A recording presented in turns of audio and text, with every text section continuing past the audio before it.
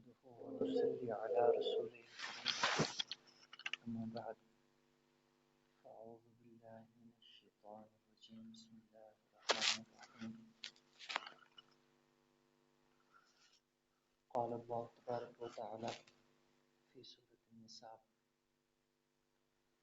فبظلم من الذين هادوا حرمنا عليهم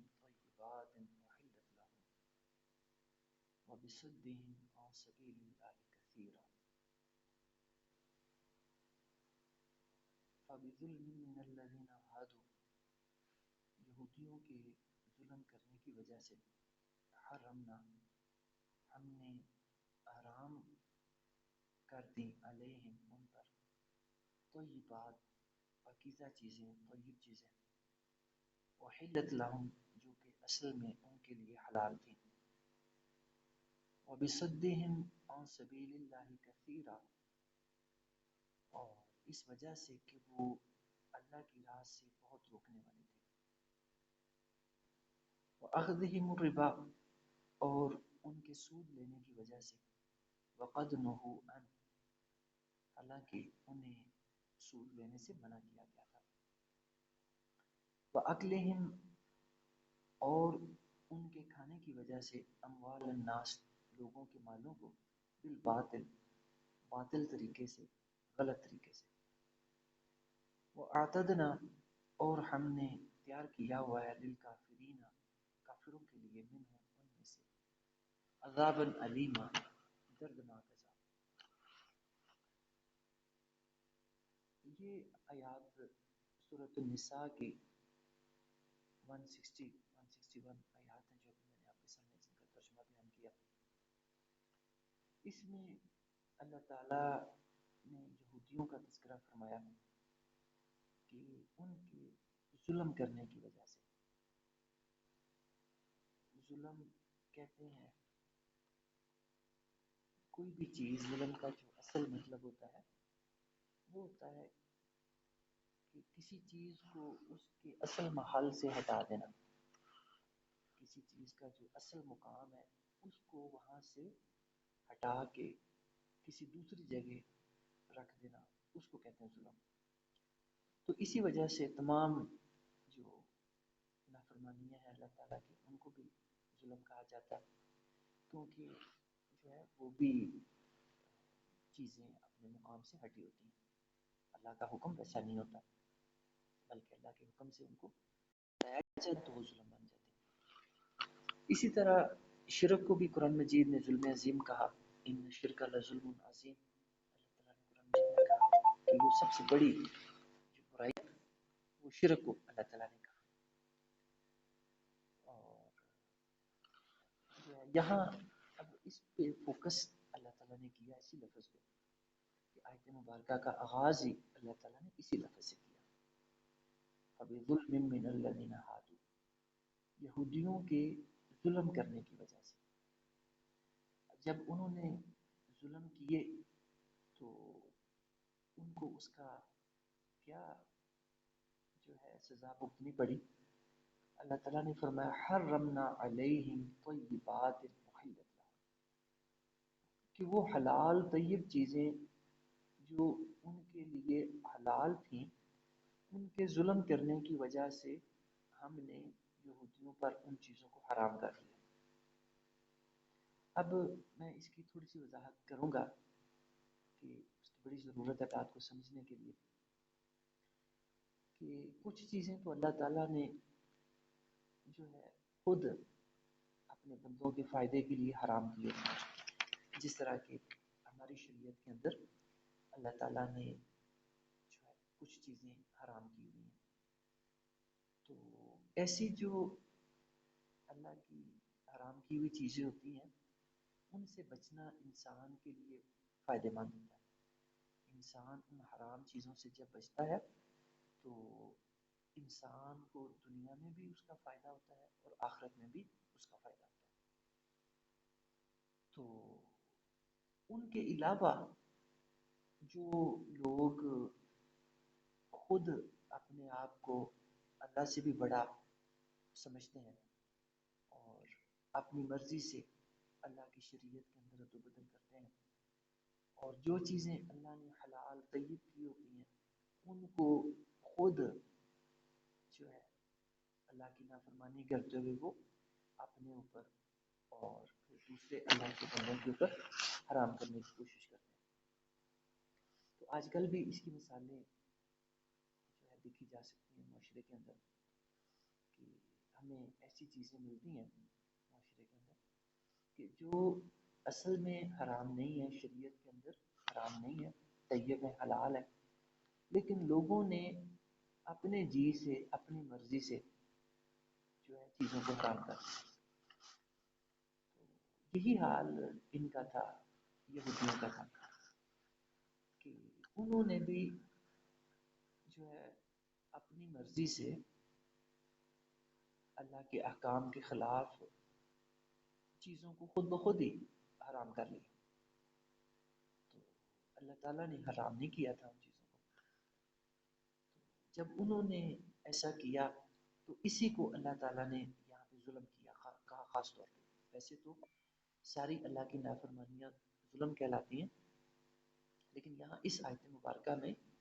جس چیز کو اللہ تعالیٰ نے خاص طور پہ ظلم کہا وہ یہی چیز ہے کہ اللہ کی حلال کی ہوئی چیزوں کو، طیب چیزوں کو انسان خود حرام کر لیں، اور اس میں جو مذہبی پیشوا ہوتے ہیں ان کا بڑا مدخل ہوتا ہے کہ عوام کو جو ہے ہمت نہیں ہوتی، یا جو ہے ان کو دین کا پتہ نہیں ہوتا، اللہ کی کتاب کا علم نہیں ہوتا، تو جو ہے یعنی اس کا یہ مطلب نہیں کہ عوام ایسے کام نہیں کرتی، عوام بھی ایسے کام کرتے ہیں۔ ہمیں جب ہم معاشرے پہ غور کرتے ہیں تو ہمیں ایسے عوام جاہل بھی ملتے ہیں جن کو نہ اللہ کی کتاب کا کچھ پتہ ہوتا ہے، نہ جو ہے دین کا کچھ پتہ ہوتا ہے، تو وہ جو ہے ایسے ہی اپنے پاس سے حلال و حرام ٹھہرا لیتے ہیں اور منسوب کر دیتے ہیں کہ اللہ کا دین ایسا ہے۔ تو ایک تو یہ پہلو بھی پایا جاتا ہے، یعنی اس کا بھی انکار نہیں کہ عام لوگ ایسا نہیں کرتے، یعنی یہ چیز بھی ہمیں ملتی ہے۔ دوسری طرف جو مذہبی پیشوا ہیں ان کا اس میں بڑا رول ہے کہ ان کے پاس چونکہ اتھارٹی ہوتی ہے، دین کو پڑھنا پڑھانا ان کا کام ہوتا ہے، دین کو سمجھنا سمجھانا ان کا کام ہوتا ہے، تو وہ جب ایسا کام کرتے ہیں تو عوام پہلے سے ہی ان کو فالو کر رہی ہوتی ہے، تو وہ جیسا کہتے ہیں عوام پیچھے لگ جاتی ہے۔ تو یہ یہود کے جو مذہبی پیشوا تھے ان کا بڑا عمل دخل تھا اپنے پاس سے چیزیں حرام ٹھہرا کے اللہ کی شریعت کے اندر ان کو شامل کر دینا۔ تو قرآن نے 3 مقامات پہ یہود کی ان چیزوں کا تذکرہ فرمایا۔ ایک جو ہے سورہ آل عمران کے اندر اللہ تعالیٰ نے اس چیز کا ذکر فرمایا، اور پھر دوسری جگہ یہ ہے جو ابھی ہم پڑھ رہے ہیں، اور تیسری جو چیز ہے وہ آگے سورۃ الانعام میں آتی ہے، میں وہ بھی ابھی آپ کے سامنے جو رکھتا ہوں۔ تو ابھی جو یہ سورہ آل عمران کا جو مقام ہے میں ابھی وہ جو نکالتا ہوں اور ابھی آپ کے سامنے وہ رکھتا ہوں کہ وہاں اللہ تعالیٰ نے اس حوالے سے کیا رہنمائی دی ہے۔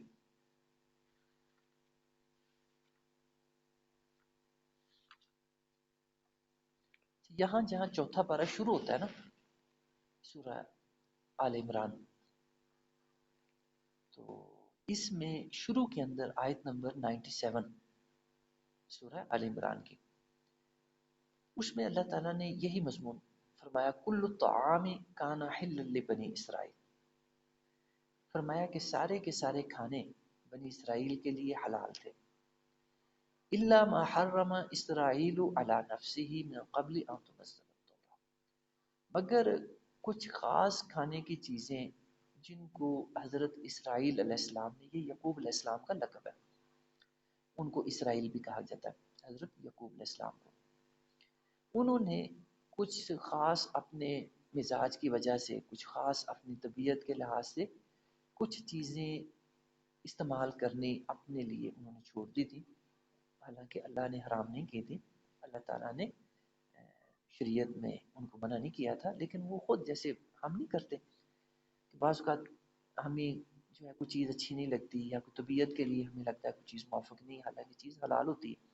تو ہم اس کا استعمال چھوڑ دیتے ہیں اپنے ذات کے لیے. تو یہی حال یعقوب علیہ السلام کا تھا، انہوں نے ایسا کیا تھا. لیکن اللہ نے ان چیزوں کو حرام نہیں کیا تھا، نہ ہی یعقوب علیہ السلام نے باقی لوگوں کے لیے کہا تھا کہ یہ چیزیں حرام ہیں. لیکن ان کو کہیں پتا تھا کہ یعقوب علیہ السلام یہ چیزیں استعمال نہیں کرتے، ان سے پرہیز کرتے. تو انہوں نے کیا کیا، جب تک تو یعقوب علیہ السلام حیات رہے تو معاملہ ٹھیک رہا، لیکن بعد میں جو ہے انہی شریر قسم کے لوگوں نے جو چیزیں یعقوب علیہ السلام نے خاص اپنی ذات کے لیے جو ہے انہوں نے منع کی ہوئی تھی، نہیں استعمال کرتے تھے اپنے لیے، انہوں نے ان چیزوں کو اللہ کی کتاب کا تورات کا حصہ بنا دیا. یعنی جو ہے انہوں نے اس زمانے میں، اگلی آیت مبارک اگلا جو حصہ ہے نا اسی آیت کا، اس کو سامنے پڑھنے سے یہ چیز سمجھ آتی ہے کہ اس وقت تک یہ حال نہیں تھا کہ انہوں نے وہ چیزیں تورات کے اندر شامل کر دی تھی. ابھی تک وہ چیزیں انہوں نے اپنے فتووں کی صورت میں رکھی ہوئی تھی. یہود کے مذہبی پیشوا تھے، انہوں نے جب قرآن نازل ہو رہا تھا نا اس وقت تک ایسی چیزیں انہوں نے اپنے فتووں کی حد تک رکھی ہوئی تھی، ابھی تورات میں شامل نہیں کی تھی. اسی لیے اللہ تعالیٰ نے چیلنج کیا، قل فاتوا بالتوراۃ، اے پیغمبر صلی اللہ علیہ وسلم آپ ان یہودیوں کو کہو کہ تورات لے کے آؤ، تورات لاؤ، فتلوہا، اور اس کو پڑھو اور وہاں سے نکال کے دکھاؤ یہ چیزیں جو تم نے اپنے پاس سے حرام کر لی ہیں شریعت کے اندر، ان کو تم صادقین، اگر تم سچے ہو. یعنی اس سے صاف پتہ چلتا ہے کہ جس وقت قرآن مجید نازل ہو رہا تھا اس وقت تک یہودیوں نے یہ جو حرمات تھیں جو انہوں نے خود اپنے پاس سے بنائی تھیں، اس کو انہوں نے اپنے فتووں کی شکل میں کہیں علیحدہ سے رکھا ہوا تھا، ابھی تورات کا حصہ نہیں بنایا تھا ان کو. اسی لیے جو ہے اللہ تعالیٰ نے یہ چیلنج دیا ان کو کہ لاؤ تورات اور وہاں سے نکال کے دکھاؤ. تو ان کو جرت نہیں ہوئی، نہ تورات میں یہ چیز تھی نہ وہ دکھا سکے. لیکن آج کی تورات میں پڑھیں تو اس کے اندر یہ چیزیں ملتی ہیں. اس سے پتہ چلتا ہے کہ تورات کی جو تحریف ہے وہ قرآن مجید کے نزول کے بعد بھی جاری رہتی ہے. یعنی ایسا نہیں کہ صرف زمانہ قدیم کے یہودیوں نے تورات میں تبدیلیاں کی، بلکہ قرآن مجید کے نزول کے بعد کے زمانے میں بھی تورات کے اندر تحریفات جاری رہی انہوں نے. اور آج کی تورات پڑھیں تو اس میں یہ چیزیں ہمیں ملتی ہیں. مجھے خود بھی پڑھنے کا موقع ملا تو اس میں جو ہے یہ جو ان کے فتوے تھے یہودی مذہبی پیشواؤں کے، وہ اب تورات کا حصہ انہوں نے بنا دیا ہوا بڑی چلاکی کے ساتھ، بڑی ہوشیاری کے ساتھ. تو جو بندے صرف ان کے فالوور ہیں اور ان کی تورات کو ہی پڑھتے ہیں ان کو تو نہیں سمجھ آتی کہ کون سی چیز اللہ کی طرف سے ہے اور کون سی ان کے مذہبی پیشواؤں نے تحریف کر کے اللہ کی کتاب میں چیز بنا دی. لیکن ہم لوگ جن کے پاس صحیح رہنمائی موجود ہے قرآن مجید کی صورت میں، اور ہمیں اللہ تعالیٰ نے بتا دیا ہے کہ کون سی چیز اللہ کی طرف سے ہے اور کون سی چیز ان کی اختراع ہے، تو اس وجہ سے ہم پہچان جاتے ہیں کہ یہ چیزیں ان کے مذہبی پیشواؤں کی تحریف ہے، انہوں نے اللہ کی کتاب کے اندر یہ چیزیں اپنے پاس سے ملائی ہیں، اور کون سی چیزیں اللہ کی طرف سے. اور پھر اس کی جو ہے اللہ تعالیٰ نے مذمت بھی فرمائی، فمن افترا علی اللہ الکذب،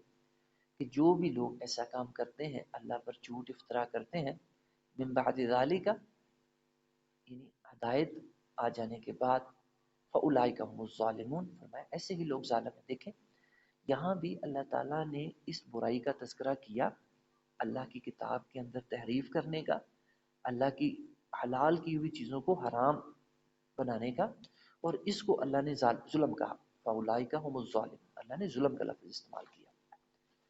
اور یہ پہلے مقام تھا قرآن مجید کے اندر جہاں اللہ تعالیٰ نے یہود کی تحریف کا ذکر کیا، جو وہ اللہ کی حلال چیزوں کو حرام بناتے تھے اس کے حوالے سے، اور اس کو ظلم کہا یہاں بھی۔ پھر دوسرا مقام یہی جو ہم سورۃ النساء کی یہ آیت مبارکہ 160 کی تلاوت کر رہے ہیں، یہ دوسرا مقام ہے جہاں اللہ تعالیٰ نے یہود کی جو ہے اللہ کی شریعت کے اندر تحریفات کا پردہ چاک کیا کہ وہ کس طرح سے اللہ کی شریعت کے اندر گڑبڑ کرتے تھے، اللہ کی حلال کی ہوئی چیزوں کو حرام ٹھہراتے۔ پھر اس کے بعد جو تیسرا مقام ہے جس میں اللہ تعالیٰ نے قرآن مجید میں جہاں اس چیز کا تذکرہ فرمایا، وہ ہے سورۃ الانعام۔ سورۃ الانعام یہ چھٹی سورہ ہے قرآن مجید کی، اور اس کی آیت مبارکہ ہے 146 146۔ اس میں اللہ تعالیٰ نے یہی مضمون بیان فرمایا، وَعَلَى الَّذِينَ هَادُوا، اور ان لوگوں پر جو کہ یہودی ہو گئے، حرمنا ہم نے حرام کیا، کل ذی ظفر ہر ناخن والا جانور، ومن البقر اور بقر کی قسم سے، گائے کی قسم سے، والغنم اور جو ہے بکری کی قسم سے، حرمنا ہم نے حرام کیا، علیہم ان پر، شحومہما ان کی چربی، الا ما حمل ظہورہما او الحوایا او مختلط بعظم، پھر فرمایا ذالک جزیناہم ببغیہم، یہ ہم نے ان کو سزا دی تھی ان کی سرکشی کی، ان کی بغاوت کی۔ یہ بات بھی سمجھنے والی ہے کہ جس طرح یہ مقام سورۃ النساء کا جو ہم ابھی پڑھ رہے ہیں 160 آیت مبارکہ، یہاں بھی اللہ تعالیٰ نے یہی کہا فَبِظُلْمٍ مِّنَ الَّذِينَ هَادُوا، ان کے ظلم کے سبب، کہ اصل میں انہوں نے خود اللہ کی شریعت کے اندر تحریف کی، جن چیزوں کو، طیب چیزوں کو، پاکیزہ چیزوں کو اللہ نے حرام نہیں ٹھہرایا تھا، انہوں نے اپنی سرکشی، نافرمانی اور بغاوت کی وجہ سے ان چیزوں کو خود اپنے جی سے، اپنے پاس سے حرام ٹھہرا لیا اور اللہ کے بندوں پہ مسلط کر دیا ایسی چیزوں کو حرام کر کے۔ تو جو ہے اللہ تعالیٰ نے ایسا نہیں کیا تھا، تو اسی چیز کو اللہ تعالیٰ نے ان کا ظلم کہا، اور یہاں بھی یہی فرمایا ذالک جزیناہم ببغیہم، اصل میں یہ حرکت انہوں نے خود کی تھی، اور جب انہوں نے ایسا کیا تو اللہ تعالیٰ پھر زبردستی نہیں کرتا ایسے لوگوں پہ، کہ انہوں نے جب خود نافرمانی کی، اللہ کی حلال طیب چیزوں کو حرام اپنے اوپر ٹھہرایا، تو پھر اللہ تعالیٰ نے یہی غلط شریعت رہنے دی ان کے اوپر کہ ٹھیک ہے، یہ اب تم نے اپنی سرکشی اور بغاوت کے سبب خود ایسا رستہ اختیار کیا، تو اب چلو اس گمراہی میں بھٹکتے رہو۔ اللہ کی سنت زبردستی کرنے کی نہیں ہے۔ جب کوئی انسان یا انسانوں کا کوئی گروہ جانتے بوجھتے ہوئے غلط رستہ اختیار کرتا ہے، گمراہی کا رستہ اختیار کرتا ہے، تو پھر وہاں پہ اللہ کی سنت امحال، اللہ کا جو قانون امحال ہے وہ ایکشن میں آ جاتا ہے۔ پھر اللہ کی طرف سے ایسے نافرمان لوگوں کی رسی دراز کر دی جاتی ہے، ایسے لوگوں کو اللہ تعالیٰ ڈیل دے دیتا ہے، اور جو ہے اللہ تعالیٰ ان کے لیے رسی دراز کر دیتا ہے کہ ٹھیک ہے، تم نے جو رستہ جانتے بوجھتے ہوئے اختیار کیا ہے، اب چلو اس رستے پہ، تاکہ جہنم پکی ہو جائے تمہارے لیے، اور تمہیں وہاں سے جو ہے کوئی اور حجت نہ رہ جائے اس سے نکلنے کی، چھوٹنے کی۔ تو جو ہے وہاں بھی یہی چیز اللہ نے، یہ تین مقام تھے قرآن کے جو میں نے آپ کے سامنے رکھے، جہاں اللہ تعالیٰ نے یہود کی اس سرکشی کا ذکر کیا کہ وہ اللہ کی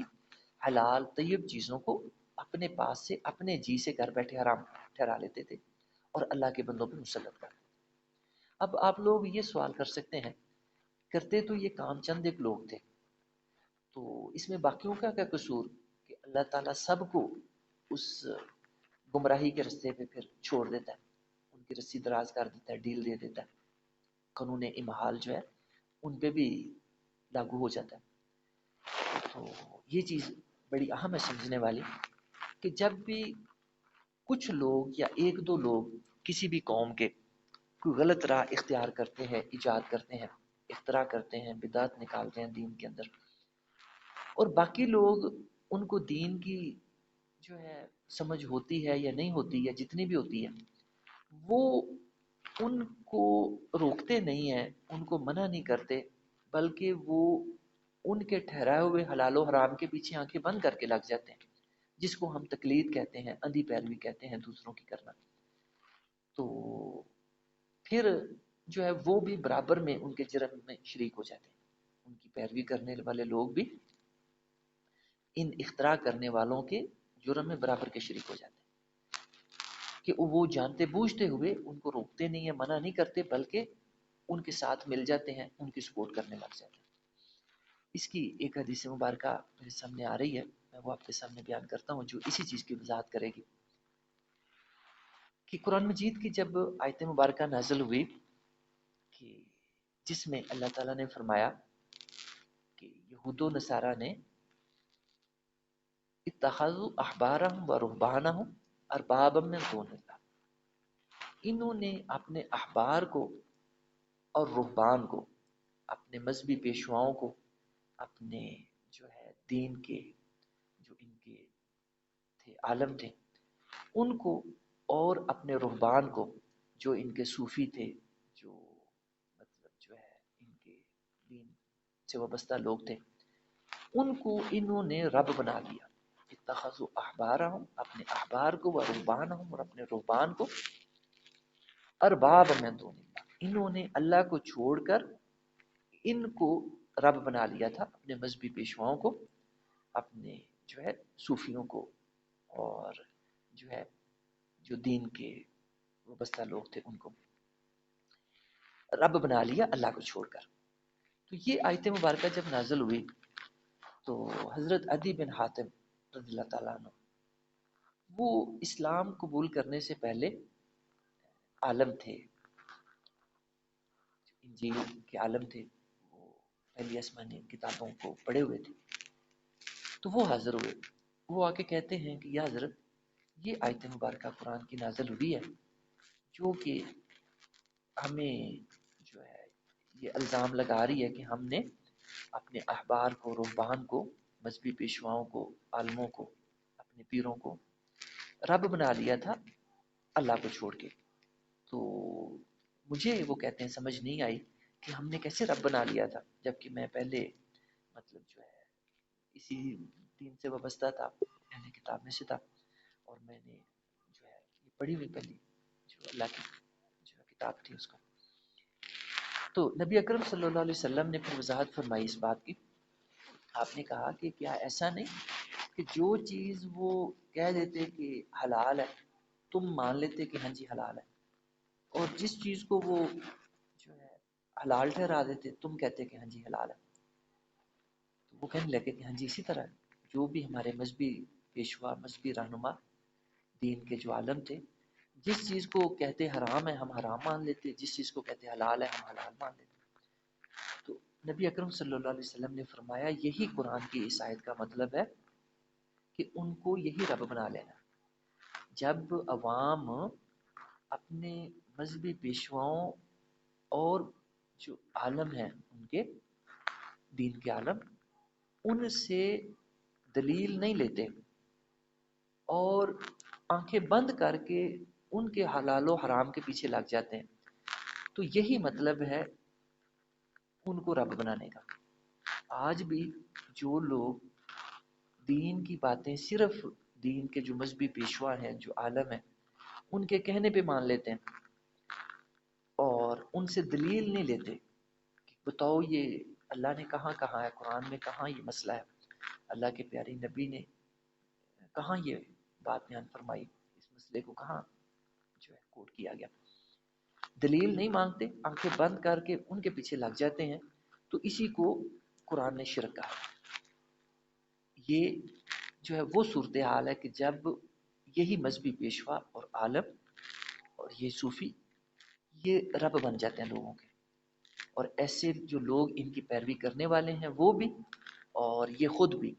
یہ دونوں گمراہ ہوتے ہیں اور اللہ کی دونوں پکڑ میں آئیں گے اور اللہ تعالیٰ ان دونوں کو سخت سزا دیں گے۔ تو یہی حال یہاں یہود کا بیان فرمایا اللہ تعالیٰ نے، جو یہ آیت مبارکہ سورۃ النساء کی 160 آیت ہے۔ فرمایا جب انہوں نے جانتے پوچھتے ہوئے یہودیوں کے مذہبی پیشواؤں نے اللہ کی شریعت کے اندر گڑبڑ کی، اللہ کی طیب پاکیزہ چیزوں کو حرام ٹھہرایا، اور باقی یہودی عوام نے ان سے دلیل نہیں لی، ان پہ اعتراض نہیں کیا، ان کو روکا نہیں، بلکہ وہ بھی ان کے ہم نوا ہو گئے، ان کے پیچھے لگ گئے اسی غلط رستے پہ۔ تو فرمایا کہ پھر جو ہے ہم نے جو ہے ان کو پکڑا، ان کو سزا دی، اور پھر ہم نے جو ہے ان کے اسی ظلم کے سبب یہی غلط شریعت پہ ان کو چلنے دیا کہ چلو اب جو ہے حجت پوری کرو اپنے اوپر، اور جو ہے جتنی نافرمانی کر سکتے ہو کر لو، اپنی بنائی ہوئی شریعت پہ چل لو اللہ کی شریعت کو چھوڑ کے۔ تو جو ہے پھر اس کے بعد جب حجت پوری ہو جائے گی تو پھر میں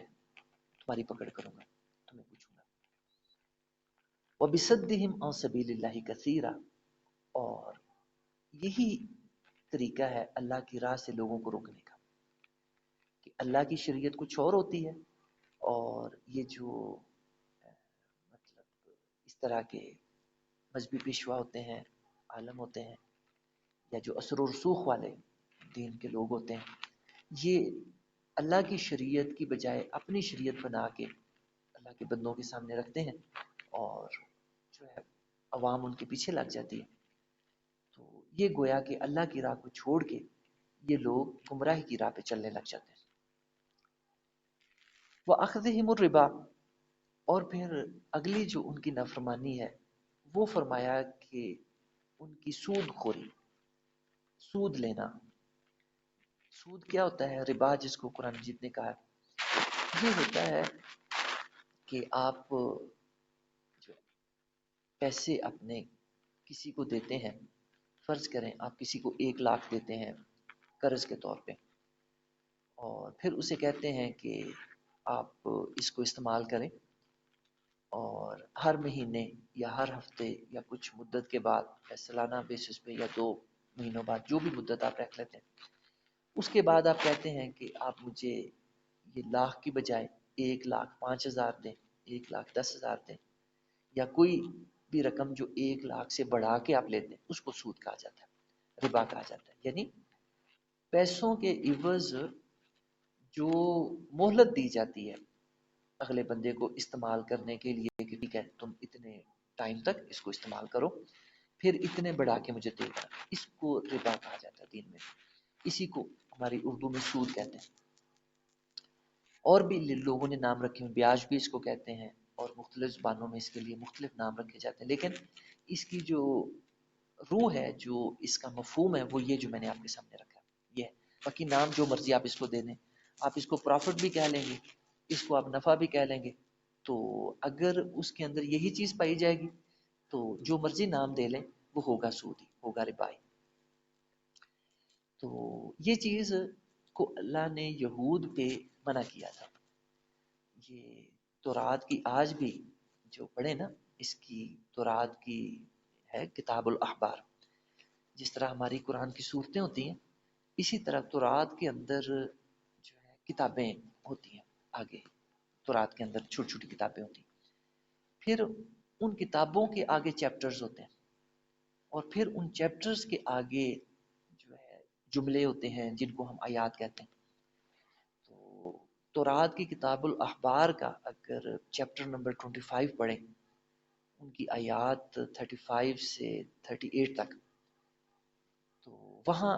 صاف اللہ تعالیٰ نے آج کی تورات میں بھی یہ آیات موجود ہیں، کوئی بھی بندہ ان کو پڑھ سکتا ہے جا کے، وہاں صاف طور پہ اللہ تعالیٰ نے سود سے منع کیا، روکا۔ تو میں بھی جب وہ آیات پڑھ رہا تھا، اس مقام کو دیکھ رہا تھا، تو مجھے اسی وقت یہ چیز کھٹک رہی تھی کہ وہاں جو ذکر فرمایا نا، وہ اللہ تعالیٰ نے ان کو اس طرح سے تلقین کی کہ تمہارے بھائی جب مفلس ہوں، ضرورت مند ہوں، تو تم ان کو جو ہے روپے کی صورت میں، دولت کی صورت میں یا چیزوں کی صورت میں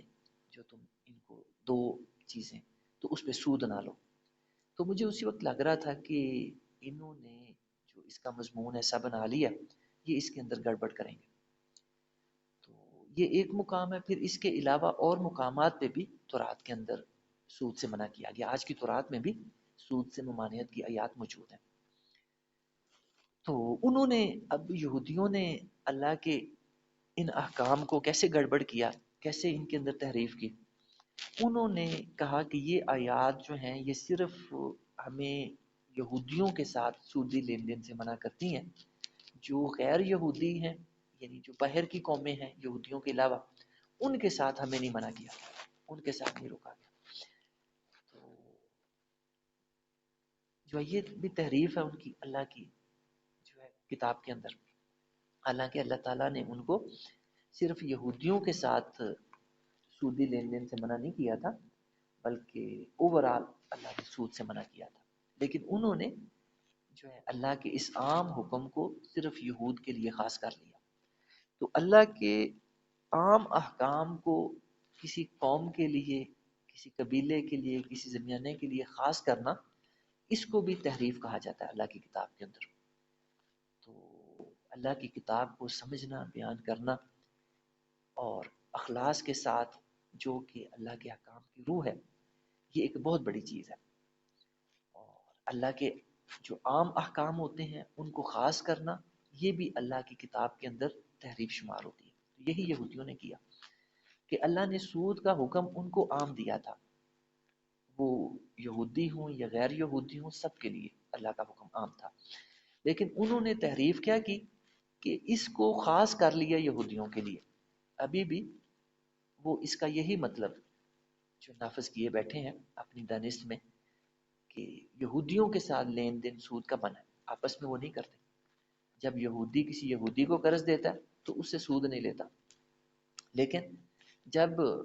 کسی باہر کی قوم کو، یہودیوں سے باہر کے لوگ جو ہیں ان کو وہ دیتے ہیں، رقم دیتے ہیں یا کوئی اور چیز دیتے ہیں، تو اس پہ سود لیتے ہیں۔ تو یہ اللہ کی کتاب کے ساتھ تحریف ہے، اور جو ہے جو بھی ایسا کرے گا اس کو سزا ملے گی، اللہ کی سزا سے نہیں بچ سکتے۔ وَأَخْذِهِمُ الرِّبَا، اسی کو اللہ نے کہا کہ ان کا جو ربا لینا ہے، سود لینا ہے، یہ بھی ان کی نافرمانی اللہ کے حکم کی۔ وَقَدْ نُهُوا عَنْهُ، اللہ کے اللہ کا جو حکم تھا وہ سود کی ممانعت کا تھا، سود سے رکنے کا تھا۔ پھر فرمایا وَأَكْلِهِمْ أَمْوَالَ النَّاسِ بِالْبَاطِلِ، اللہ نے لوگوں کے مال باطل طریقے سے، غلط طریقے سے کھانے سے بھی منع کیا تھا ان کو۔ اب باطل طریقے سے لوگوں کے مال کھانے سے کیا مراد ہے؟ اس کی ہماری پچھلی نشستوں میں جو بیان ہوا تھا، وہاں اللہ تعالیٰ نے ایمان والوں کو بھی مخاطب فرما کے اللہ تعالیٰ نے اسی چیز کا کہا تھا، یا ایھا الناس، یا ایھا الذین آمنوا لا تأکلوا اموالکم بینکم بالباطل، کہ اے ایمان والو آپس میں ایک دوسرے کے مال باطل طریقے سے نہ کھاؤ، غلط طریقے سے ایک دوسرے کے مال نہ ہتھیاؤ، الا ان تکون تجارتا او تراض منکم، ہاں یہ اللہ نے جائز صورت، صحیح صورت بتائی کہ تجارت تم کر سکتے ہو، الا ان تکون تجارتا، تجارت کو اللہ نے حلال کہا، تجارت کو اللہ تعالیٰ نے جائز طریقہ کہا اور صحیح طریقہ قرار دیا، ایک دوسرے سے نفع کمانے کا، ایک دوسرے کے مالوں کو جو ہے تبادلہ کرنے کا۔ تو جو تجارت کے ذریعے انسان نفع کماتا ہے اس کو اللہ تعالیٰ نے جائز کہا، حلال کہا، اور اس میں بھی ایک شرط کا ذکر فرمایا، ان تراض منکم، کہ تجارت بھی ایسی ہونی چاہیے کہ جو دونوں پارٹیاں، مال خریدنے والا بھی بیچنے والا بھی، فرمایا دونوں کی رضا ہو، ان تراض منکم، دونوں راضی ہوں۔ ایسا نہ ہو کہ ایک تو بڑا خوش ہو کہ واہ واہ میں جو ہے بڑے فائدے میں آ گیا یہ تجارت کر، اور دوسرے کی چیخیں نکلی ہوں، وہ رو رہا ہوں کہ میرے ساتھ زیادتی ہو گئی. تو ایسا نہیں ہونا چاہیے. اس تجارت کو اللہ تعالیٰ نے حلال کہا ہے جس میں خریدار بھی خوش ہو اور بیچنے والا بھی خوش ہو، دونوں راضی، اس میں خیر و برکت ہے. اس کو اللہ نے پسند فرمایا، اس کو جائز کہا ہے، اس کو حلال کہا. تو ایسی تجارت جس میں ایک فریق خوش ہو اور دوسرا فریق ناراض ہو، خوش نہ ہو، اس کا نقصان ہو رہا ہو، تو اس کو اللہ تعالیٰ نے ٹھیک تجارت اس کو بھی نہیں کہا. ایسا نہیں ہونا چاہیے. تو ایک یہ طریقہ ہمارے سامنے آ گیا کہ باطل طریقے سے لوگوں کے مال کھانے سے کیا مراد ہے. اچھا، پھر اس میں وہ سارے طریقے آ جاتے ہیں جو دوسروں کو جھوٹ بول کے، دھوکہ دے کے، فریب دے کے پیسے کمائے جاتے ہیں. تو اس کی میں آپ کو ایک بڑی مثال دیتا ہوں. اور یہ جو ہے نا، ایک باہر کے ملک کا واقعہ ایک ہمارے ساتھی بیان کرتے ہیں کہ وہاں ایسا ہوا کہ وہاں جو ہے کافی کا جو ہے نا پیکٹ، وہ وہاں 20 جو ہے ان کی جو کرنسی تھی اسی ملک کی، اس وقت جو ہے ایگزیکٹ ملک کا نام میرے نا وہ ذہن میں نہیں، لیکن میں آپ کو مفہوم بتا رہا ہوں کیا ہے. یعنی وہ جو کافی کا پیکٹ ہے وہ آپ سمجھ لیں کہ 20 روپوں میں مل رہا تھا. تو کوئی وجہ بنی، کوئی مطلب معاملہ ایسا پیش آیا اس ملک کے کہ ان کی جو ہے نا اس کافی کی قیمت بڑھ گئی. اب جو نئی سپلائی آئی مال کی، تو اس میں اس کافی کے پیکٹ کی قیمت 22 روپے ہوگی. پہلے 20 روپے تھی، اب 22 ہوگی. تو اب جو ہے جو ہمارا یہاں کا پاکستانی وہاں گیا ہوا تھا، اسٹور پہ جاتا ہے تو جا کے کیا دیکھتا ہے کہ جو ہے ایک ہی وزن، ایک ہی کافی، ایک ہی ان کا معیار، ایک ہی کوالٹی، ایک مل رہی ہے 20 روپے کی اور ساتھ ہی پیکٹ 22 روپے والا بھی ہو رہا ہے. تو وہ دونوں پیکٹ لے کے تو جو مطلب کاؤنٹر پہ آ گیا جہاں بل ہوتا ہے، تو آ کے انہیں کہتا ہے کہ یہ کیا وجہ ہے کہ ایک ہی وزن ہے، ایک ہی کافی ہے، ایک ہی کمپنی ہے، تو ایک پیکٹ 20 روپے کا اور ایک 22 روپے کا، ان میں فرق ہے. پھر انہوں نے وضاحت کی کہ یہ جو 20 روپے کا پیکٹ مل رہا ہے یہ ہمارے پاس پچھلی سپلائی پڑی ہے، جو ہمارے پاس پہلے سے مال آیا ہوا تھا ہمارے اسٹور میں، یہ وہ ہے. یہ آپ خریدیں گے تو آپ کو 20 کا ہی ملے گا. تو جو دوسرا آپ کو 22 کا نظر آ رہا ہے یہ نئی سپلائی ہے، یہ آپ خریدیں گے تو یہ آپ کو 22 کا ملے گا، کیونکہ یہ جو ہے نا قیمت بڑھ گئی. تو یہ پاکستانی تھا. تو یہ کہتا ہے کہ آپ لوگ جو ہے جیسے قیمت بڑھ گئی ہے تو جو پچھلا مال پڑا ہوا اس کو بھی 22 روپے کا کیوں نہیں کر دیتے، آپ نے اس کو 20 کا کیوں رکھا ہوا. تو وہ جو ہے کاؤنٹر پہ جو یہ مطلب اس ملک میں یہ جو ڈیل کرنے والی خاتون تھی، تو اس نے بڑے غور سے دیکھا اس پاکستانی کو، اور وہ کہتی ہے آر یو لوٹر، یا تم لٹیرے. وہ بندے نے تو یہ بات سنی تو شرم سے پانی پانی ہو گیا. تو وہ یہ بات سن کے تو گھر آ گیا. تو میں نے ایک یہ واقعہ دیکھا، پھر میں اپنے ادھر جو ہے یہ نران کاغان کے علاقے میں یہی چیز دیکھتا ہوں کہ ابھی آپ نے دیکھا ہوگا کہ پچھلے دنوں جو بسکٹ کے پیکٹ 25-25 روپے کے تھے وہ قیمتیں بڑھی پچھلے دنوں اور وہ 30-30 کے ہو گئے. اور ہمارے جتنے یہاں کے تھے دکاندار تھے ان سب نے اوپر 25 روپے قیمت لکھی ہوئی پرانی سپلائی پہ، اور ان سے آپ خریدیں گے تو وہ کہیں گے 30 روپے. کیوں 30 روپے؟ کیونکہ اب قیمت بڑھ گئی. خدا کے بندو، قیمت بڑھ گئی ہے لیکن یہ جو تمہارے پاس سپلائی ہے یہ تو پرانی پڑی ہے، تو تم اس کی قیمت کیسے بڑھا سکتے؟ اور پھر دیتے آپ کو نئی سپلائی نہیں ہے. آپ خریدنے جائیں گے نا تو آپ کو پکڑائیں گے پچھلی سپلائی، پرانا مال جو کہ ایکسپائر ہو چکا ہے یا ایکسپائر ہونے والا ہے، قیمت نہیں دیں وقت حاضر. تو ایک وہ واقعہ جو غیر مسلم ہے لیکن ان کے تجارت کے اصول دیکھیں، اور ایک ہم اسلام کا دعویٰ کرتے ہیں، مسلمان ہونے کا دعویٰ کرتے ہیں، اور دونوں ہاتھوں سے اپنے ہی لوگوں کو لوٹ لی، یعنی خریدنے والے بھی مسلمان، یہ بھی تو کافر نہیں ہے، غیر مسلم نہیں ہے، یعنی یہ آج ہماری حالت ہوئی ہے۔ تو یہ ایک میرے سامنے واقعہ آ گیا کہ لوگوں کے مالوں کو باطل طریقے سے کھانے کا اللہ نے ذکر فرمایا، وَأَكْلِهِمْ أَمْوَالَ النَّاسِ بِالْبَاطِلِ۔ تو یہ جو حکم ہے یہ یہودیوں کے لیے خاص نہیں ہے، یہ جو اللہ یہودیوں کی نافرمانی تذکرہ کرتا ہے نا، یہ صرف یہ نہیں کہ ہم ان کو برا بھلا کہہ کے تو اپنے دل کو خوش کریں، یہ اصل میں ہمارے لیے ہے، کہا ان کو جا رہا ہے لیکن سمجھایا ہمیں جا رہا ہے۔ ہاں ہاں، عمل تو اب قرآن تو ہمارے لیے، جو اللہ یہودیوں کا یا عیسائیوں کا جو تذکرہ کرتے ہیں نا، ان کی نافرمانیاں بیان کرتے ہیں، تو وہ یہ نہیں کہ ہم ان کو برا بھلا کہے کہ یہود و نصارہ کو اپنے دل خوش کر کے خوش ہو جائیں، یہ اصل میں ہمارے لیے کہ مسلمانوں تم اس راہ پہ نہ چلنا جس پہ یہود و نصارہ چل چکے۔ تو اگر وہ لوگوں کے مال جھوٹ فراڈ کے ذریعے باطل طریقے سے کھاتے تھے تو تم نہ کھاؤ، اگر تم بھی ان کے رستے پہ چلو گے وہی کام کرو گے تو جو ان کا حال ہوا وہی تمہارا ہوگا، یہ یاد رکھو۔ تو پھر میں آپ کو ایک اور واقعہ بتاتا ہوں کہ ابھی ہمارے ہاں بھی، میں پہلے آپ کو حدیث مبارکہ سناتا ہوں۔ نبی اکرم صلی اللہ علیہ وسلم ایک دفعہ بازار تشریف لے گئے، تو آپ نے جا کے دیکھا کہ رات اصل میں بارش ہوئی تھی، جس دن آپ تشریف لے گئے نا تو اس سے پچھلی رات بارش ہوئی تھی،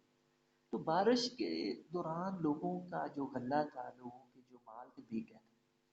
تو آپ بازار تشریف لے گئے، سارے لوگوں کا غلہ بکا ہوا، تو ایک ڈھیر آپ نے دیکھا کہ وہ خشک ہے، ایک ڈھیر خشک ہے غلے کا، آپ حیران ہوئے کہ باقی سب کا غلہ رات بارش کی وجہ سے گیلا ہو گیا تو اتنا خشک کیسے؟ تو آپ نے اس غلے کے اندر جا کے جب ہاتھ ڈالا نا، دیکھنے کے لیے، مطلب دیکھتا نا چیز میں دیکھوں کیسی ہے، تو آپ نے کیا دیکھا کہ اندر نمی تھی، اندر پانی تھا، یعنی جو بھیگی ہوئی اناج تھا وہ انہوں نے نیچے کر دیا، اور کہیں سے جو خشک پکڑ کے وہ اوپر رکھ دیا، لوگوں کو دھوکہ دینے کے لیے کہ لوگ اس کو خشک سمجھے۔ تو ایسے موقع پہ نبی علیہ السلام نے جب یہ دھوکہ فریب دیکھا تو آپ نے فرمایا من غشہ فلیس منا، جو اس طرح دھوکہ دہی دیتا ہے، دھوکہ دیتا ہے، فریب دیتا ہے، فرمایا فلیس منا، وہ ہم میں سے، وہ ہم میں سے نہیں، وہ مسلمان نہیں ہو سکتا جو ایسے کام کرتا۔ تو اب اس نبی اکرم صلی اللہ علیہ وسلم کے فرمان کی روشنی میں آج ہم ذرا اپنے اعمال کو دیکھیں۔ دودھ دینے والا جب تک دودھ کے اندر ملاوٹ نہیں کر لیتا اس کو چین نہیں آتا، تو پھر اسی طرح جو ہے باقی جو مطلب ہر شعبے کا حال ہے کہ جو بندہ جس شعبے سے بھی وابستہ ہے وہ جب تک ہیرا پھیری نہیں کر لیتا، ملاوٹ نہیں کر لیتا، وہ سکون نہیں اس کو آتا۔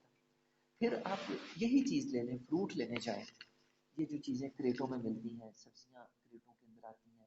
اس میں بھی آپ جب کریٹ کو کھولتے ہیں اوپر سے تو اوپر ماشاءاللہ بڑے پیارے پیارے فروٹ بڑے سونے لگے ہوتے ہیں، اور جب آپ دو چار دانے اٹھاتے ہیں، پیس اٹھاتے ہیں تو نیچے داغی خراب ہے،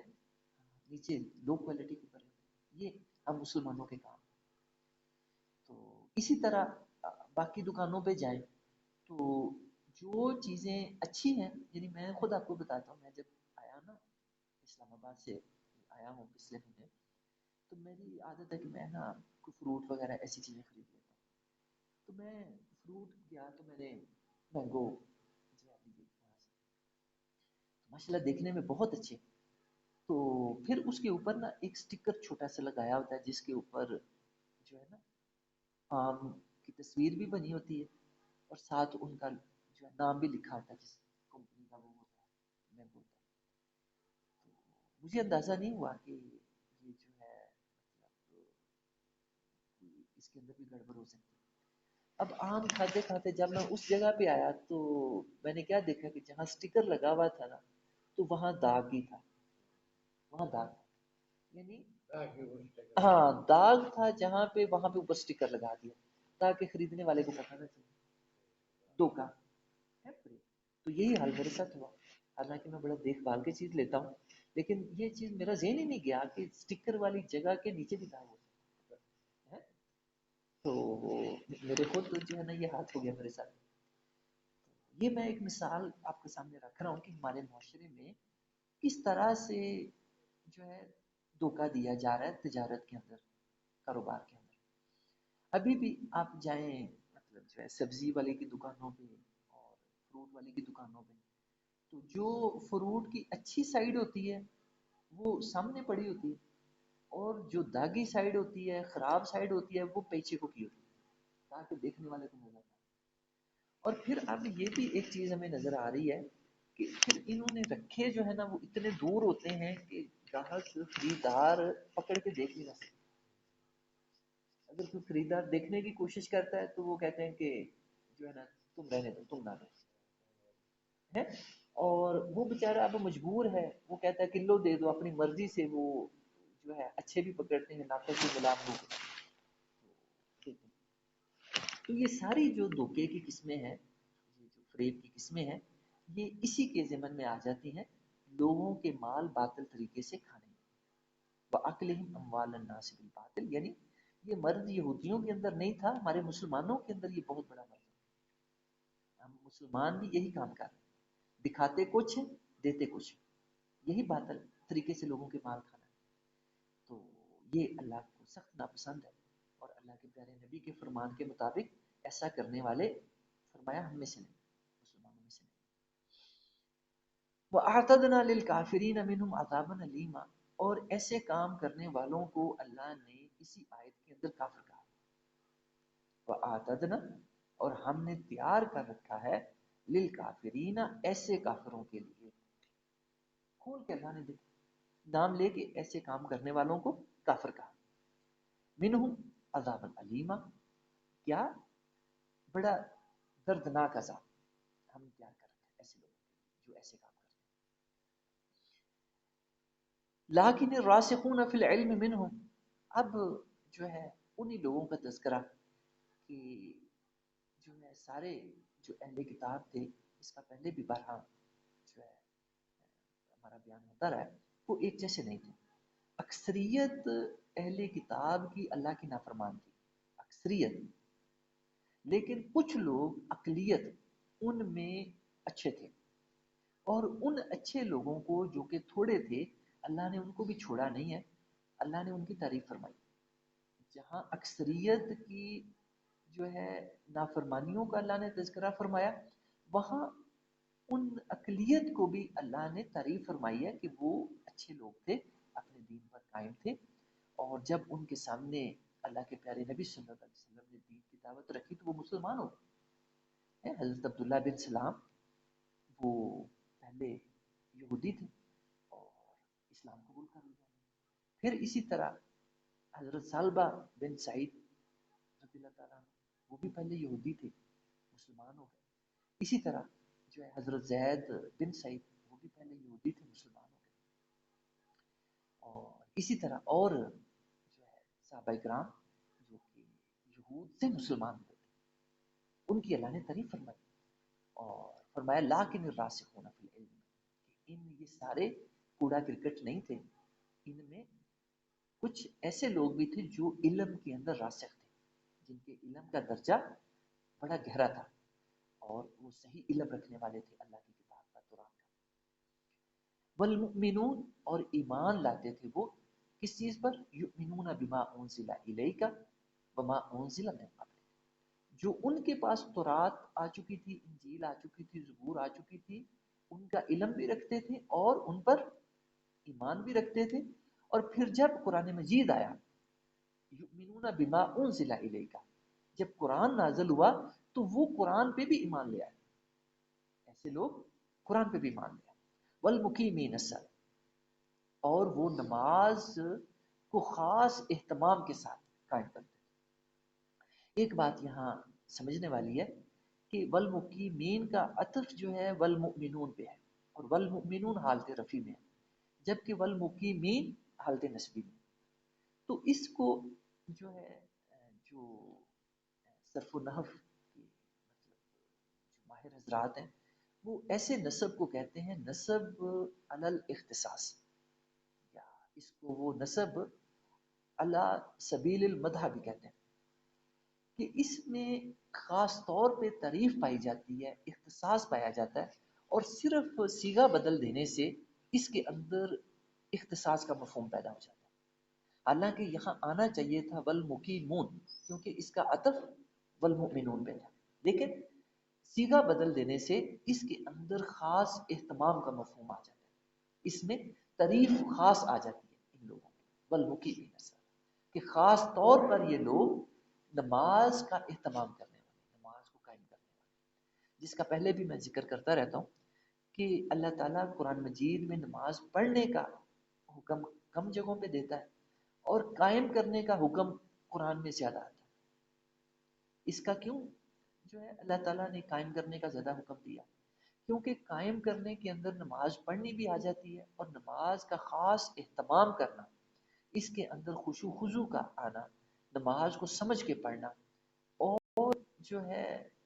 اللہ کو اپنے سامنے حاضر و ناظر سمجھتے ہوئے پڑھنا، اس کے وقت کا خیال رکھتے ہوئے، طہارت کا خیال رکھتے ہوئے، یعنی جتنا بھی اہتمام کیا جا سکتا ہے۔ اور زینت کا بھی قرآن مجید میں آتا ہے کہ خذو زینتکم عند کل مسجد، کہ نماز سے پہلے زینت کا بھی اللہ کا فرمان ہے، اپنے آپ کو ٹھیک کرنا، کپڑے ٹھیک کرنا۔ تو یہ سارے جو اہتمام ہیں، یہ لفظ مقیم کے اندر ہے، نماز کو قائم کرنے کے اندر ہے، جبکہ پڑھنے سے مراد صرف پڑھنا ہی ہوتا ہے۔ لیکن جب اللہ قائم کرنے کا کہتا ہے تو پھر یہ سارے اہتمام نماز کے اس لفظ کے اندر آ جاتے ہیں، والمؤتون الزکاۃ، اور زکوٰۃ ادا کرتے ہیں۔ یہ اللہ نے انہی لوگوں کی راسخون فی العلم جو اہل کتاب میں تھے ان کی تعریف فرمائی کہ وہ نماز کو بھی قائم کرتے ہیں، خاص طور پہ قائم کرتے ہیں، اس کا خاص اہتمام کرتے ہیں۔ والمؤتون الزکاۃ، اور زکوٰۃ کو ادا، زکوٰۃ جو ہے یہ فرض ہے اللہ کی طرف سے، جو دین کی بنیاد جن 5 چیزوں پہ ہے ان میں ایک زکوٰۃ ہے۔ یہ صاحب مال پہ، صاحب نصاب پہ فرض ہے، یعنی وہ لوگ جن کے پاس کے جو ہے 7.5 تولے سونا یا 52.5 تولے چاندی، یا ان کے بقدر مال سال بھر رہتا ہے، تو ان پہ جو ہے زکوٰۃ ادا کرنی فرض ہو جاتی ہے۔ اور یہ مال کا 40واں حصہ، یعنی 100 کے پیچھے 2.5 روپے، یا لاکھ کے پیچھے 2.5 ہزار روپے زکوٰۃ دینی ہوتی ہے۔ اور جو مطلب کن کو دینی ہوتی ہے وہ بھی اللہ تعالیٰ نے قرآن مجید میں کھول کے بیان فرمایا۔ اور اس کا علم حاصل کرنا مطلب جو ان لوگوں کے لیے لازم ہے جنہوں نے زکوٰۃ دینی ہے، اگر یہ جو ہے ان کے علاوہ زکوٰۃ دیں گے تو وہ جو ہے قابل قبول نہیں ہوگی، کہ جہاں اللہ نے جن بدوں میں زکوٰۃ دینے کا کہا ہے وہیں پہ قبول ہوگی۔ اسی طرح جو فصل کی پیداوار ہوتی ہے، باغات کی پیداوار ہوتی ہے، ان پہ بھی زکوٰۃ ہے۔ تو یہ جو لوگ اپنے جو ہے باغات کی پیداوار، جس طرح یہاں جو اخروٹ پائے جاتے ہیں اور باقی سیب پائے جاتے ہیں، پھر دوسری ناشپاتیاں پائی جاتی ہیں، یعنی جو ان کے درخت ہیں ان پہ بھی اسی طرح سے زکوٰۃ ہے۔ پھر جو یہ باقی مطلب جو ہے پیداوار مکئی کی ہوتی ہے، یا مٹروں کی ہوتی ہے، یا جو آلووں کی ہوتی ہے، اور جو دوسری پیداوار فصلوں سے ہم لوگ لیتے ہیں، تو ان پہ بھی زکوٰۃ ہوتی ہے۔ اس زکوٰۃ کو خاص نام عشر اور نصف عشر کا دیا جاتا ہے۔ عشر اس وقت ہوتی ہے جب یہ پیداوار فری کا پانی چشموں کا، جس طرح ہمارے یہاں چشموں کا پانی لگایا جاتا ہے فصلوں کو، فری کا ہوتا ہے، تو وہاں عشر دینا ہوتا ہے، یعنی جو بھی پیداوار ہو اس کا 10واں حصہ۔ اگر فرض کریں کہ 10 من پیداوار ہوئی ہے تو اس کا 10واں حصہ 1 من جو ہے وہ اس کا عشر اللہ کی راہ میں دینا ہے۔ اور اگر پانی پیسوں کا لگایا جاتا ہے، جس طرح میدانی علاقوں میں ٹیوب ویل ہوتے ہیں تو لوگ اس کا پانی خرید کے فصلوں کو لگاتے ہیں، تو اس صورت میں نصف عشر یعنی 20واں حصہ، اگر فرض کریں کہ 20 من پیداوار ہوئی ہے تو اس میں سے 1 من اللہ کی راہ میں دینا ہوتا ہے، یہ بھی فرض ہے اللہ کی طرف سے۔ والمؤمنون باللہ والیوم الاخر، اور پھر ایمانیات میں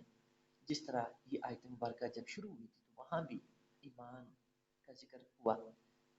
اللہ کی کتابوں پر ایمان کا ذکر ہوا۔ پھر 2 چیزیں درمیان میں عمل کی آگے، نماز اور زکوٰۃ،